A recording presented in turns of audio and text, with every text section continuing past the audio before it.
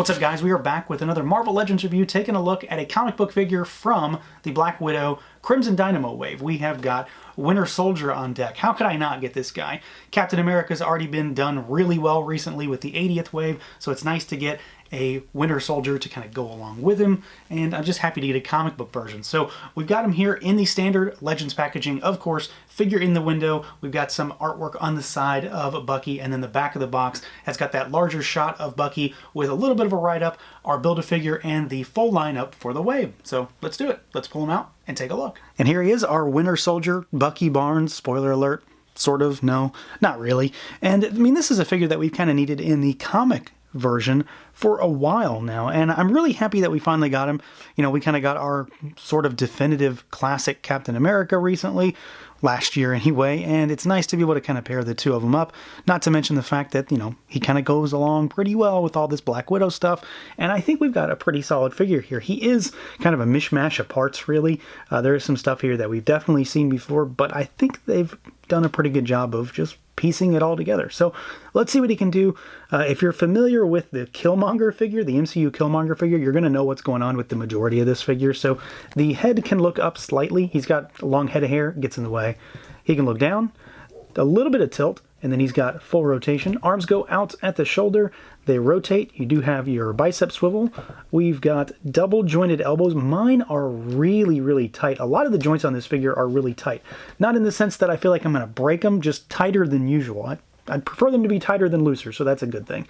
You've got hinges and rotation at the wrist, and this is a lateral hinge, and so is this one. So you've got two lateral hinges. He kicks backward, about one click, and then he clicks forward a little bit for the ab crunch. You do have your waist twist there. And then the legs are all Killmonger. So you've got legs that go out about that far. They kick forward. They kick backwards a little bit. You do have a thigh cut, which is hidden really well by the pouches on this side. You've got double jointed knees, but they are the ugliest kind of knees just because of the cargo pant look. They're really ugly, but they are functional. These are really, really tight as well. There is no boot cut on this guy, despite the fact that there is a boot. There could have been a joint there.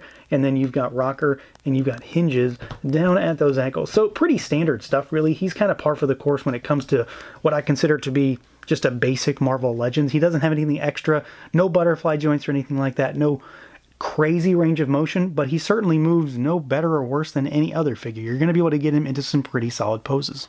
Now, when it comes to the looks here, this guy, of course, does share a lot of parts with the Eric Killmonger figure from the waist down, and then I believe the right arm, your left, is the same as Killmonger. Of course, not the left arm, your right, but this is a pretty solid looking figure. When I look at it, I definitely think, yes, this is a definite version of how the Winter Soldier, how Bucky can look, and I think they did a pretty good job here. It does have a very tactical look and feel, but it also has some very comic-y elements too, like there is a lot of kind of brushing on the shirt piece that kind of makes it look a little bit more drawn almost, so there is some shading of a different layer of blue, which really comes out nicely. You've got these big pouches here. Of course, you've got his bionic arm with the star, which is decent. It's not the best tampo I've ever seen from Marvel Legends, but it's pretty good. Everything is there. It's not exactly misshapen or anything. It just looks kind of odd. I'm assuming that's because of the ridged nature of the arm.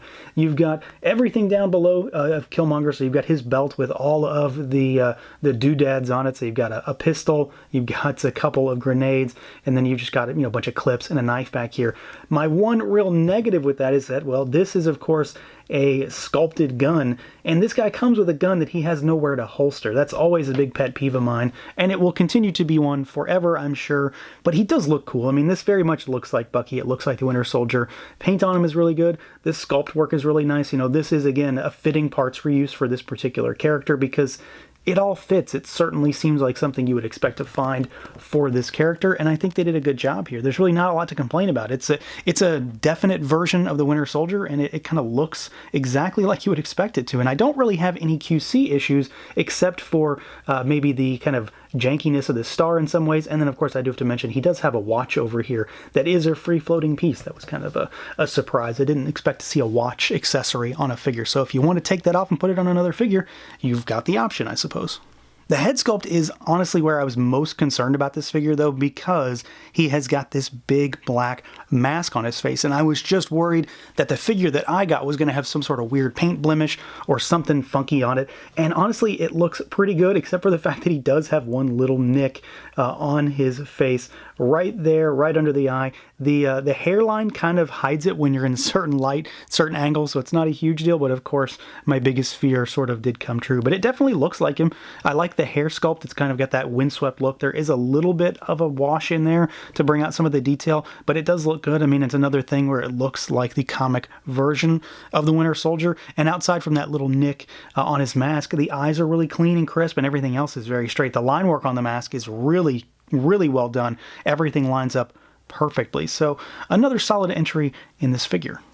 Now for accessories, this is another area where we have more references to Killmonger. There are definitely other uses of these accessories, but it's the same loadout here. So we've got the same pistol that Killmonger comes with, and it's done up in, it's kind of a gunmetal-y color. It's not black, it's some of that kind of swirly metallic plastic. You can sort of see it in certain lights, otherwise it just sort of looks flat, but it's definitely not. So you've got a little pistol, and then you've got the machine gun here, which again is another thing that Killmonger comes with. So the same two guns in this pack as well. They both are very fitting for Bucky, so I'm not upset about it. It's just still kind of odd how much stuff was actually reused from that pack out of figures, I suppose. And then, you know, I should mention again, he does come with two guns. He can hold both of them simultaneously, but he cannot holster either one. So if you've got him dual, kind of dual hand on the big gun, you're going to have to store this one. So another one of my little pet peeves when it comes to guns, but otherwise not a huge deal.